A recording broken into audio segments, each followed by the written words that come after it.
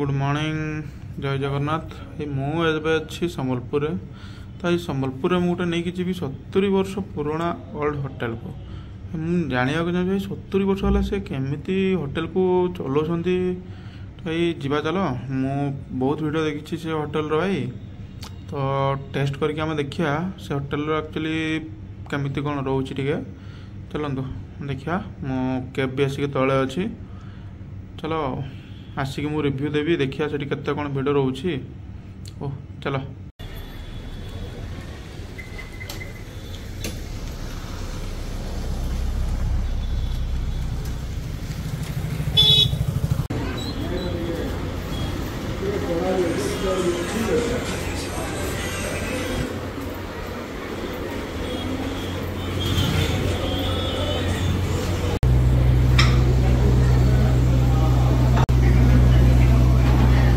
Nonveg रे कौन हो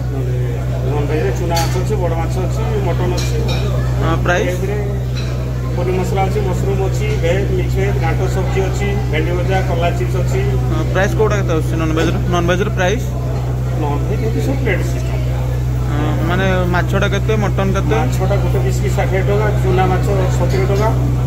मटन हरा 135 टका गोटे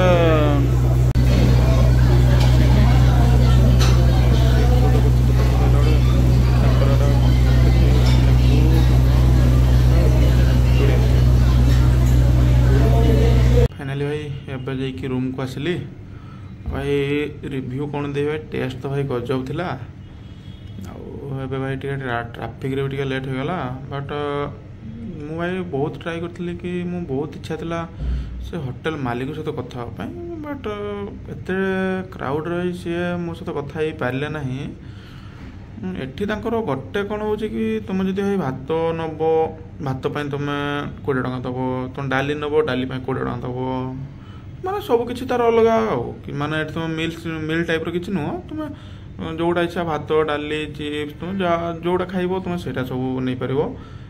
बट मु करी भात डाली सॉरी भात आमर मटन आउ चिप्स गोटे चिप्स प्रेमी ना तो ये मटन रे भाई थिला मोर 135 थिला प्राइस 135 हिसाब भाई तार टेस्ट और क्वालिटी भाई मस्त थिला ये 3 पीस भी थिला टिके साइज भी बड़ साइज रो ही थिला आउ भात जदि पर एक्स्ट्रा नेबे ताले 10 टंका किंतु भाई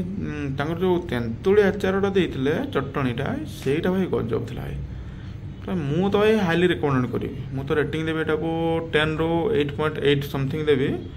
एटा जेहेतु 70 वर्ष पुराना लानी बट भाई एबे भी तांकर मतलब कस्टमर भाई हेवी माने एते क्राउड मु तांको पचारली बट मु तो भाई तांको सहित ठीक से मते कथा ही पारलिनी ठीक अच्छे आपन केबे जदि संबलपुर आसले ताले निश्चित ट्राई करेंगे मु लोकेशनटा मु देदेवी आमर कैप्शन मु देदेवी एमती भी आपको आप कहे जदि आम टाउन होटेल गुड़ा गले भी से समस्ते कहीदेवे ठीक अच्छे मुझे भी मु लोकेशनटा मु डिस्क्रिप्शन देदेवी आसले ट्राई कले सियोर मत रिव्यूटा मत कमेंट करेंगे आस रोची थैंक यू जय जगन्नाथ पुणी देखा आ गोटे अलग जगार अलग ब्लॉग रे थैंक यू।